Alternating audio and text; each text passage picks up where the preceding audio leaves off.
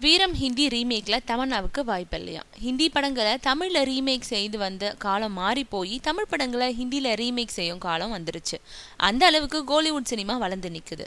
அந்த வகையில கஜினி, ரமணா, சாமி உள்ளிட்ட பல படங்கள் ஹிந்தியில ரீமேக் ஆகியிருக்கும் நிலையில இப்போ அஜித் நடிச்சிருக்கும் வீரம் படமும் ஹிந்தியில ரீமேக் ஆகுது. இந்த படத்தையும் தமிழ்ல அந்த படத்தை இயக்குன சிறுத்தை சிவாவே இயக்குறாரு.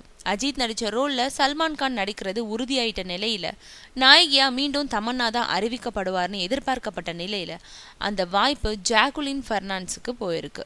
இந்த செய்தி மற்றவங்களை விட தமன்னாவுக்கு பேர் அதிர்ச்சியா அமைஞ்சிருக்கு. அதனால உடனடியாக அவர் சிறுத்தை சிவாவை தொடர்பு கொண்டு இந்த படம் ஹிந்தியில ஒரு பெரிய பிரேக் தரும்னு நம்பி இருந்தேன், ஆனா கடைசி நேரத்துல கைவிட்டுட்டீங்களேன்னு சொல்லி ஃபீல் பண்ணியிருக்காரு.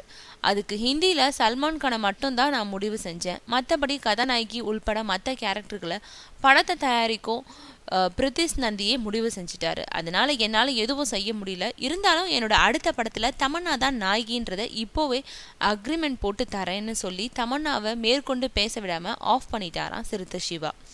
அதனால அடுத்த பேச்சுவார்த்தை இல்லாம நம்பிக்கையோட திரும்பிட்டாங்களாம் தமன்னா.